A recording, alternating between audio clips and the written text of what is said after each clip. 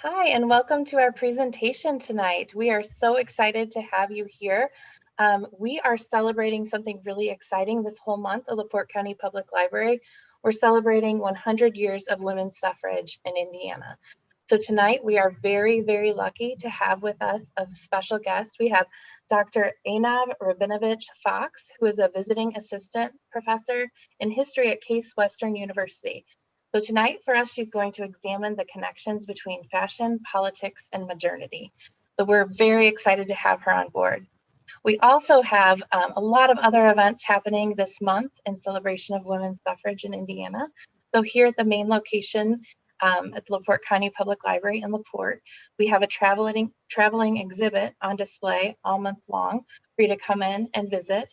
When you come in to visit, you can enter a drawing for some tote bags that feature local suffragettes. So that's a very exciting feature.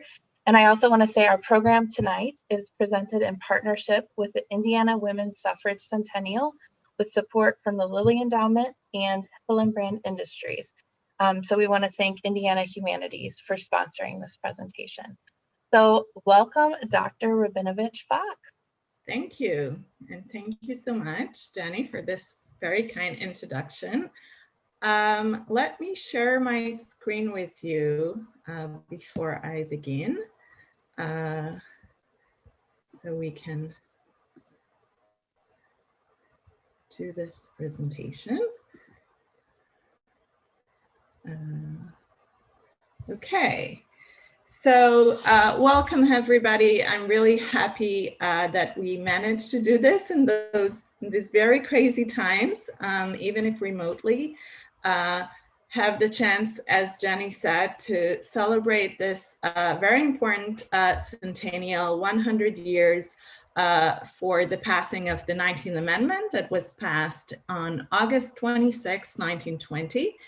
And in my talk today, I will focus on how women use fashion politically during this very long struggle to pass the amendment. And while they did it throughout their struggle to gaining voting rights, it was only in the 20th century that fashion really came to the forefront of that struggle. So my talk will focus on that period.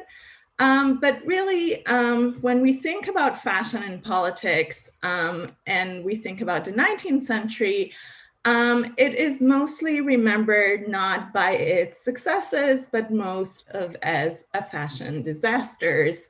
And most notably, of course, the bloomer costume of the 1850s. What began as a dress reform initiative for women to wear more comfortable clothes turned very quickly into a PR fiasco for women's rights advocates who preach for suffrage. The media very quickly used that image to mock suffragists, to made them feel that, it became the symbol of those crazy masculine women who wants to vote, who wants to destroy humanity that, society lived by, all those gender hierarchies. And very quickly, women suffragists decided that they preferred to wear more conventional dress when they preached to suffrage in order to avoid this very, very harsh public reaction. And this trauma, in many ways, of the bloomer really continued to haunt suffragists well into the 20th century. And they were really, really aware of how they want to present themselves, and that they need to find another image with which they can be identified with, which not be with this negative connotations like the bloomer. By the 20th century, with the rise of mass consumer culture and advertising, department stores, suffragists' relationship to fashion really changes. And as one suffragist said in 1911, and now the latest move concerned the clothes question. is a personal affair with most of us, but is frankly hinted by the big leaders that the dress question is maybe the most vital of all. The suffragette hereafter is to be the leading exponent of fashion.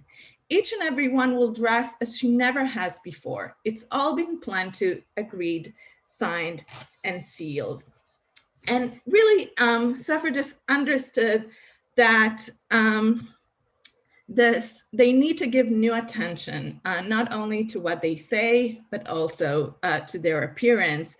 And their insistence that suffragists can be fashionable, feminine, beautiful women, they're not those crazy bloomerites, really marked a change in the campaigning strategy.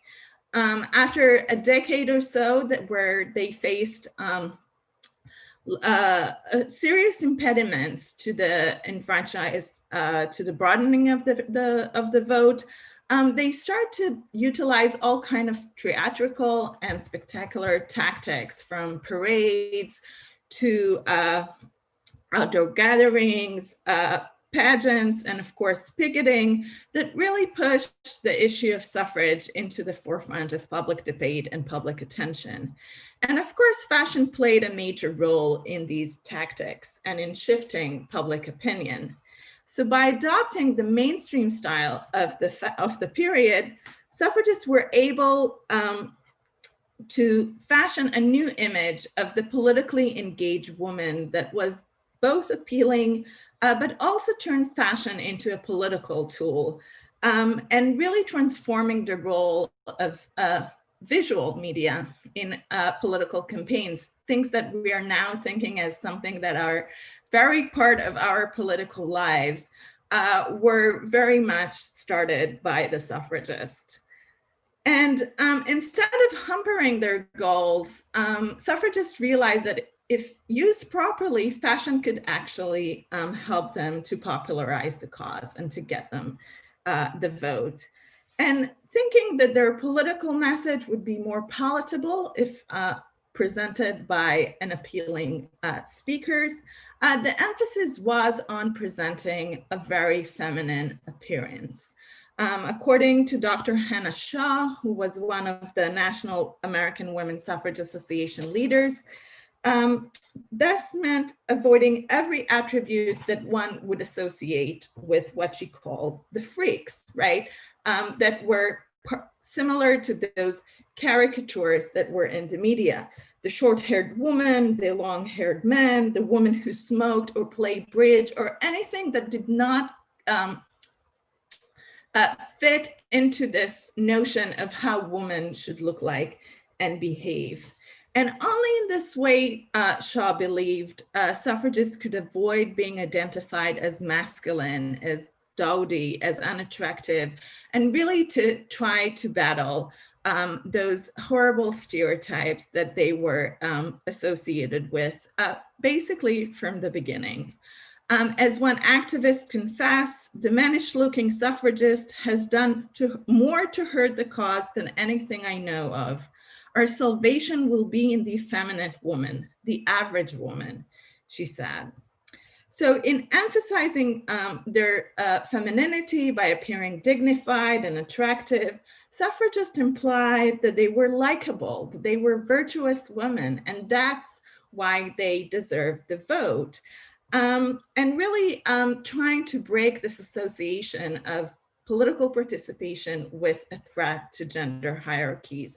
And fashion became the main vehicle through which they could both denounce anti-suffragist claim, but really to show in a very physical way that they are not those crazy bloomers. The suffragist Elizabeth Newport Hepburn, for example, in a response to an anti-suffragist who complained about the indecency of suffrage marches in a parade, claimed that she saw only self-respecting women dressed in the fashions of the day.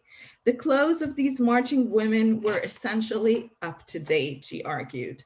And alluding to the fashionable taste of the marchers, Hepburn maintained that their appearances alone roundly discredited the anti-suffrage argument that nobody who stood for women's rights could by any chance represent the charms and beauty of woman. And so for them, it was really important to show through images in the press, through colorful parades, how beautiful they are, how feminine they are. In articles like this, like the one you see here, the emphasis was how, not only how beautiful they are, but that the fact that they're really good mothers, that they're really good housewives and cooks and sewers, right? That they know how to sew their dress. Many of the suffragists did not have children. Many of the suffragists did not get married. And yet, even though many of them were single young women, they were presented in a more motherly situation, in a more homely situation, again, to try to convey this message that we are beautiful and feminine and we still can have the vote. As suffragist Lydia Commander declared, women were determined to take an active part in the community and look pretty too. So in general, suffragists used two main arguments for their why they should deserve the vote. On the one hand, they claim that women are like men, they're equal to men, and hence they deserve the same rights, right? If we're all the same human beings, and really fought to against sex-based discriminations. But by the 20th century, women and suffragists in particular starting to use another argument that is a bit contradictory to the first one, but they still use them very much in tandem. And that argument was that women are different from men. Women can bring into politics things that men cannot. Women can clean up politics, women can feminize politics, make it more respectable, less corrupt. And this is why they deserve the vote, because women are fundamentally different from men, and they can contribute to politics qualities that men can't. And by underlying the fact that they are feminine, beautiful, fashionable women, they really emphasize kind of like the second argument and showing how their fashion is really, really an expression of their values and of their virtue as women. So again, they're trying to create a different image and a different political style of participation for women in politics in a way that they don't need to become men to participate. They can still maintain their femininity. And luckily for suffragists, development in clothing style and manufacturing that really facilitated this argument and their ability to appear fashionable, but without compromising on issues like comfort and mobility. So by 1908, which is the year that suffrage marches began, new fashions which reduce the circumference of skirts and put an end to the S shape of the Edwardian petticoats entered the mainstream. This was a much more narrow, simpler, modern silhouette that really fit into the values that suffragists tried to convey, instead of thinking about fashion as a frivolous matter, as something that, you know, only stupid women are interested in. These new fashion conveyed rationality, conveyed modernity, conveyed simplicity, all of these qualities that we want to see in citizens. And suffragists really harnessed those fashion to convey that message. So they didn't thought that fashion would, clinging to fashion would necessarily portray them as these frivolous women who don't know what they're doing, but really can use to make those political arguments of why they deserve to get the vote. Also, as they adhered to those mainstream styles, suffragists express also their superior fashion sense, right? Thus also countering this image that they're unattractive, that they're unfashionable, that they're masculine. But by cultivating their own fashionable taste, and it's true, there was never kind of like one fashion suffrage style that suffragists adopted or promoted, but they insisted that everyone had their own individual superb taste. And by showing that, they really emphasized their independence of mind, right? That they're not just gullible followers of whatever fashion decree that is going on right now, but really have the independence to cultivate their own individual taste, which is, again, another quality that they can translate into the citizenry. Once they get the vote, they will be independent voters. In a message to marchers in 1912, for example, Harriet Stanton Bletch announced that whereas a white or light dress and a small hat are desirable, they are not obligatory, arguing that large numbers of marchers are more important than the uniformity of dress.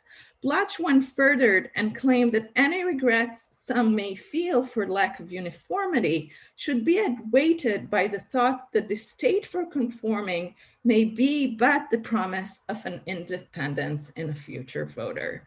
So really, and that was something that was really important to them. But despite the fact that there was really not one suffrage style that the suffragists adopted, they did prefer some styles over the others. And one of them was the tailored costume or the tailored suit that really conveyed both practicality and respectability.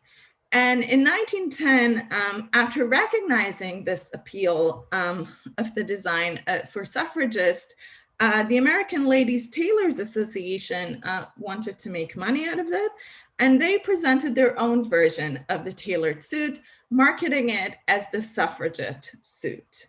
The suit contained a plain shirtwaist under a short jacket and a divided skirt. And while the bifurcation of the skirt might alluded to the bloomer and the radicalism of the bloomer, by the 1910, bifurcated skirts were not a big deal, partly because of the popularity of cycling and the fact that bifurcated skirts were a popular cycling costume. People were accustomed to see women in bifurcated skirts. So that didn't seen as something radical or something very extreme, but again, something that is fashionable, that is part of the time. Seeing it as something that is very utilitarian, something that is very practical, suffragists really adopted it. But more than the bifurcation of the skirt, what made that suit a suffragist suit was not the fact that the skirt was divided, but really that the suit contained pockets, and plenty of them. And pockets were always considered something that is very practical, but by the 1910, they're really becoming associated with the suffrage plea and with suffragists. Suffragist Alice Duer Miller had a serious column where she preached for suffrage. And in 1914, she published this piece, Why We Oppose Pockets for Women. In it, she mockingly detailed anti-suffragist argument, supplementing the word vote in pockets, really to show how absurd those arguments are. And you can see from here, right, because it would make a dissension between husband and wife as to whose pockets were to be filled, right? These are really something that were ridiculous. But the fact that this connection between pockets and suffrage and pockets and women right really resonated in the public. So much so that every outfit, every dress item that contained pockets was, whether it's a coat, whether it was a dress, was dubbed as a suffragist costume, just because it contained pockets. And really, some of women really used the pockets as like this feminist cry, arguing that pockets give you freedom. It gives you the opportunity to free your hands to do other things and not hold bags, for example. You can put a book inside a pocket and, enrich your education in ways that is not possible if you don't have a pocket in your dress. So it really became kind of like a feminist cry, and the public really began to identify pockets with suffragists. But another reason why suffragists really liked the tailored suit, because the short hemline, and I know it doesn't look short to us in 2020, but the fact that it was above ground, kind of like on the ankle, and also the narrow circumference of the dress made marching in city streets a much more bearable experience for suffrage. So marching costumes like the one you see here that contain trousers beneath a skirt with a deep slit were becoming very popular, again, for women who had to march even a few miles in very busy and dirty streets. City streets were much more dirtier 100 years ago. And those type of clothing enabled them to march without fearing that their dress is going to get dirty or wet or a health hazard, which was a major concern for women in the early 20th century. And again, this notion of marching costume, of this tailored suit, became kind of like really popular. But as I said, it wasn't a uniform, really. They had many outfit and many styles, and partly is also why, because as clothing become more convenient, mainstream style become more convenient in the 1910s, suffragists felt that they don't need to invent something of their own or alternative to fashion. They can just adopt the mainstream styles to convey their point. So there was not really a special thing about suffrage dress. Suffragists could kind of like wear regular dresses with a pin like I have, or with a sash in certain colors that really show their support for the cause. I mean, there were kind of like clothing items that were marketed as a suffrage blouse that you see here in the suffrage press, again, in order to gain money, but nothing in the style was really different from a blouse that you could have bought in a regular department store. And as Elizabeth Newport Hepburn explained, many of us buy our frocks at department stores, and special suffrage regalia is not, alas, a specialty of these stores. So it really enabled them to play both kind of like with their individual taste, but also kind of like they didn't have to buy special clothes to participate. The only garment that suffragists did use kind of like as a uniform was a replica of the prison dress, that they wore, that the National Women's Party activists wore once they were in jail. They were, after they started picketing in front of the White House, they started to get arrested and go to jail. And that's the clothes that they wore in prison. And while in prison, suffragists view this garb as very demeaning, as very oppressive. They refused oftentimes to wear it. They want to keep their own clothes. But once they got out, they really use it as a symbol to, again, promote their cause. In 1919, 2 years after their jailing began, the NWP organized a cross-country prison special speaking tour where suffragists described their experiences in prison and really got and tried to get sympathy, not just for their horrors that they went through, but also for the cause. And speakers wore on that dress on the tour, calico wrappers designed exactly after the pattern of those who they were forced to wear in the workhouse. And again, making this jail experience much more vivid. But by turning this prison garb into a fashionable dress in some sense, they use it as a visual rhetorical tool and really use it as their bodies as a political site for advocating suffrage. And they strip those connotation of the garb with criminality, with helplessness, and really show them as political prisoners, right? As political victims by the government that really help them to gain public support.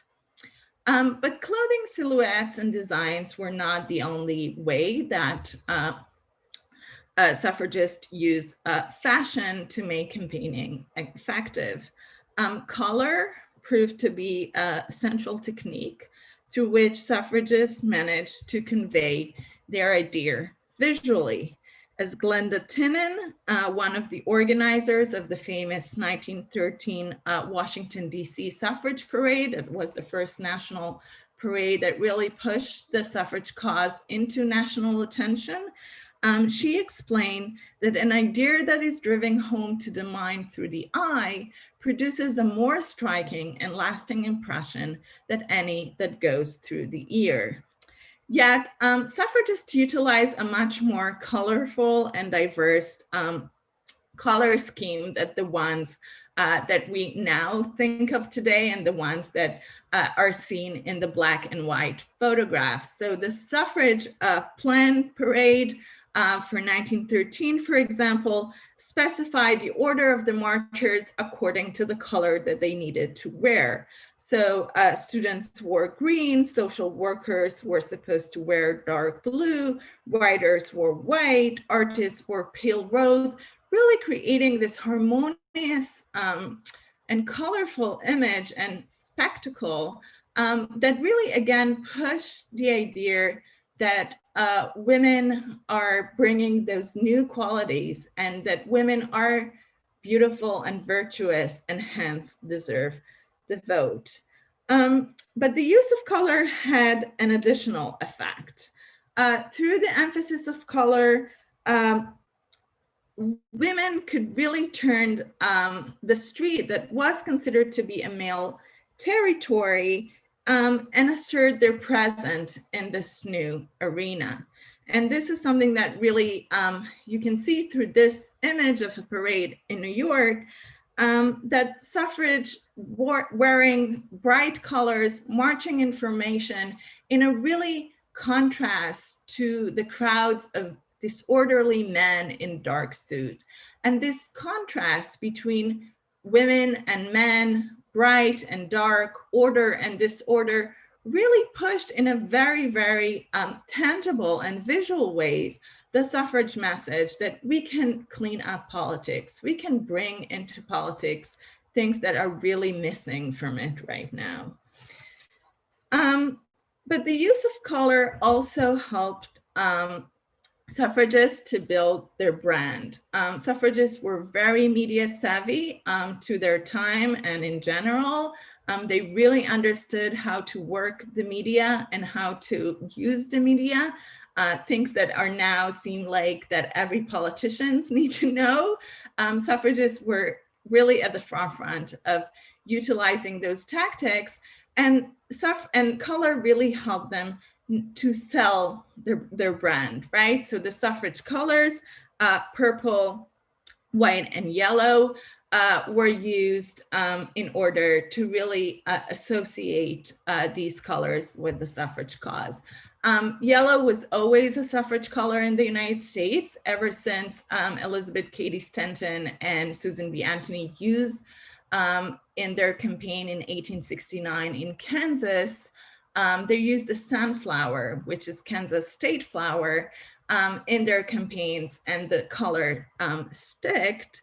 But the younger suffragists in the 20th century were very influenced by the British suffragettes, their color was purple, white, and green. And when they came to the United States, they changed the green for yellow as a tribute to Stanton and Anthony, and that stuck. So if you see photographs or sashes along the way, and I don't know, in the exhibition or in other places, if you see purple, white, and green, that's the British one. Yellow means it's American. And they really start using that in their posters, that color scheme, not only in their clothes, but really on posters and postcards, on every way that they could sell, right, the idea of suffrage. The colors stood for loyalty, purity, and hope, respectively, as you can see. And suffragists really kind of like used that symbolism, again, to gain public control, public support, sorry. And the use of colors also helped other activists who were often barred from the mainstream movement due to their class or to their race, also to kind of like claim their stake as partners in the cause. As white dresses were not as expensive as colored ones, they were easy to get. Each woman could, get a white dress, put a purple accessory, and show her dedication to the cause and be part of the movement, even if officially they were not very welcomed, we'll say that. And especially for African American, the use of the color white that stood for purity was very important to them. And again, this association of the white with the purity, which is a quality that was long deprived for African American women in public discourse, helped them to claim not only to be part of the suffrage movement, but also to have their claim for racial equality within the movement. And in this picture you see here of Ida B. Wells, really integrating the 1913 parade. She was supposed to march in the back, and she refused. She wanted to march with her Illinois delegation. She was from Chicago, and she kind of like jumped in the middle of the parade to walk, again, dressed as her white peers, and really showing through fashion her solidarity, not only with the cause, but with her white partners from the state. But unfortunately, again, suffragists were really media savvy, and they knew how to work the media. And we don't have a lot of photographic evidence of Black women participation in those parades, in those pickets, although we know they did. But white suffragists were very careful not to show those images in the media. They feared it would garner negative responses. So we don't have a lot of photographic evidence of them doing so, kind of like creating the illusion that they were not part of that movement, although they certainly were. So the unity that achieved through the use of color could really convey a message of unity on base of gender, right? We're all women, we march to get one thing, no matter how different we are about race or about our class. But despite this unified image and the possibility of color to bridge those differences, unfortunately, biases within the movement and racism within the movement, color could not overread those. And they were still very much marginalized in the photographic memory. Yet if fashion and color fail to create this cross-class and cross-race solidarity, it did become instrumental into shifting public opinion and really creating a more positive association. This creative use of fashion and the increasing visibility of suffragists in the media and in the street provided contemporaries really a tangible evidence that suffrage are not those devilish Amazons of the 19th century, but beautiful women who are wearing fashionable styles. And by 1915, it looked like, at least on the fashionable front, right, suffragists could claim a success. An editorial in the Century magazine announced that in the campaign for women's suffrage now being waged in New York, it has been observed that suffrage speakers have a conspicuous advantage over their opponents in point of personal charm. That in fact, the anti more often looks like the strong-minded suffragist of caricature than the suffragist does. So in their ability to become less outrageous in the public sphere, yet still noticeable for their fashionable qualities, for their sense of style, suffragists really managed to shift public opinion that eventually brought them the constitutional amendment. And here you see Alice Paul raising a glass. And as they employed those popular fashion style, they also refashioned the way that politics are played out and the way we think about who can participate in politics and how a political campaign should look like. But also in the process, they formed a positive connection between feminism and fashion, which mark a new relationship within those two movement. Again, no longer seen as opposing feminist goal, but actually as a useful way to get them. Suffragists in the 1910s really pushed and really used fashion in very creative political ways. And the use of clothing, again, to advance political agendas and feminist ideas certainly did not end in 1920. And women continue to utilize fashion to promote their agenda. In 1920, women utilized the flapper fashion to express their freedom and independence, turning their clothes into this visible symbol of their changing political status and their new sense of sexuality. For them, fashion was intertwined with their political rights. They were voting now, and they justified to stick to their short skirt in political terms. Clothing will continue to retain their political meaning also during World War II, and the short skirt hemline and the tailored look that become also fashionable during this time. Again, conveying this message of we're freedom, we're in control, we're powerful, and we're here to stay. But it was really the suffragist color scheme and emphasis on fashionability that really had the most powerful and lingering effect. Women, and especially female politicians who sought to break new grounds, enthusiastically embraced suffragist fashionable practice when they entered government. Like the suffragists who came before them, they used fashion to garner public support and create an image of themselves as political leaders. And like them, the use of color more than a specific style came to mean more in when they conveyed their message. So Shirley Chisholm, for example, who became a very known for her fashionable appearance. She was the first African-American woman to be elected to Congress and the first African-American woman to run for president in a major party. She became very famous with her cat-high glasses and her bouffant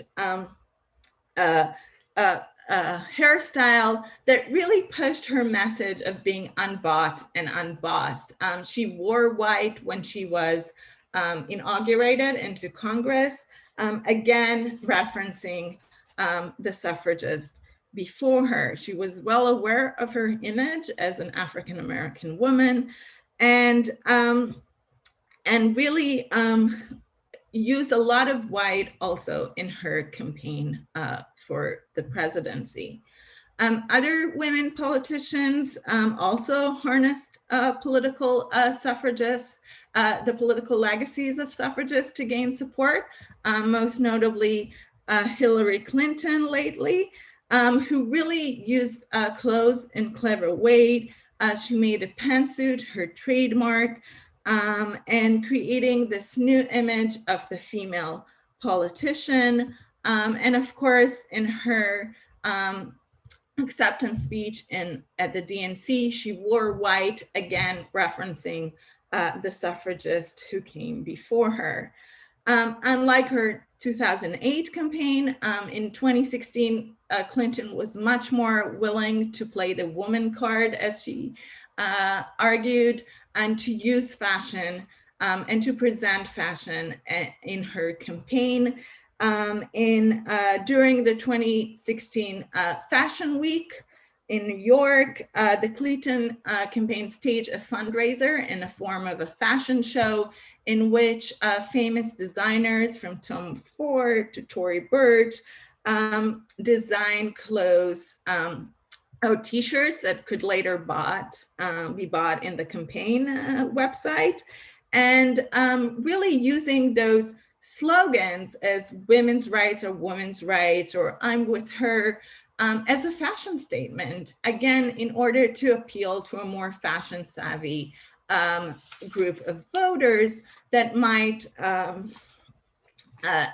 would like to see a more fashionable president in Clinton than maybe her reputation. But the political use of clothing, as you can all know, did not stop also, or did not kind of like came to a halt and with Clinton defeat. And in fact, it only seemed to intensify since the election. So whether it's through the use of pink hats or t-shirts with feminist slogans on it, we definitely see much more feminist statement on the runway and in the streets, but also in the political arena. Democratic senator, congresswomen in the last two consecutive State of the Union address are dressing white, again, referencing suffragists and claiming them as a symbol of their of honor and protest. And in 2018, in the swearing-in ceremony of what is now the most diverse Congress in history, we'll see what happened in a month, many congresswomen choose to wear white, again, as a tribute to the suffragists. Alexandria Ocasio-Cortez, for example, tweeted that I wore all white today to honor the woman who paved the path before me and for the women yet to come. From suffragists to Shirley Chisholm, I wouldn't be here if it wasn't for the mothers of the movement. So this recognition that fashion is not only an accessory to the campaign, but actually a very integral part of it, is really becoming part of women politicians' political vocabulary. Nancy Pelosi is a great example of someone who really uses fashion to make her political statement. So whether it is the white gowns of the suffragists in 1913 or the pink hats of the Women's March in 2017, fashion is really becoming a source of power and a creative use to show women presence in the public sphere. And I'll close by saying that while fashion statements, no matter how good they are can never replace the power of a really good organized activism. So in that sense, don't just wear white when you go to the polls, actually go to vote and register to vote. This is far more important than to be fashionable. But I think that when looking at fashion and the political opportunities and possibilities that it brings, also enable us to think what our future might look like and how we can use it to bring more good. So I'll end with that, and I'll open up to questions if you have any. And yeah. Thank you so much for that presentation. It was very interesting. I especially love just looking at all the images that you shared with us of, of the fashion over the years and the meanings behind it. I found it very, very informative. So thank you so much, Dr. Rabinovitch-Fox, for sharing your knowledge with us today. I had a couple questions sort of related to, you touched on some of the issues with women gained the right to vote 100 years ago, but that didn't really apply equally to all people, because you had said about some of the challenges that that Black suffragettes faced that were different than their white partners in the movement. And I thank you for bringing that up. And I just wanted to point out that there's a resource. The Digital Public Library of America launched its new Black Women's Suffrage digital collection in September. So if folks want to learn a little bit more about that, I've been kind of diving into that a little bit, and we have that reference there to share. Was there anything else you kind of wanted to share about the racial implications of that movement? I mean, in one sense, it was a very racial and very diverse movement, not just Black suffragists, Latin American, Asian Americans, Native Americans, all these women were participating in this, in the movement and in arguing for the vote. For them, most of it, suffrage was not kind of like the main goal that they were after. It was a tool to gain other rights, whether it's racial equality. For working class women, for example, the vote was, in some sense, their power to get safe working conditions. Again, to be a leverage to the government that they can pursue other agendas that did not necessarily ended only with the vote. Even white suffragists understood that, it doesn't end with the vote, right? It's just the beginning. And the fight need to go on, not just in gaining the vote, which not all women got the right to vote in 1920. That's another important thing to remember. Native Americans will only get the vote in 1924, Asian Americans in 1952, Black Americans in 1965. So the fight for suffrage is a longer one, and certainly, I mean, there's a lot to celebrate this year in with the Centennial, but we need to remember that it is a continuing battle, that we're still in the midst of it in many ways. Very, very well said. I had a follow-up question for you as well. You know, we lost Ruth Bader Ginsburg, Supreme Court Justice, recently, and I just wondered if you had any commentary about how she used fashion in her political discourse. Yes, no, I mean, Ruth Bader Ginsburg is an excellent example of using fashion in a very creative way to promote your political agenda. She was very known for her colors. She had very specific colors to different occasions. So she had her dissent color, she had her majority color in decisions that were very important to her. She had like this special colors that that were made for her, and she was really involved in the design process. So she was very much involved. And when she joined the court, she was the second woman after Sandra Day O'Connor.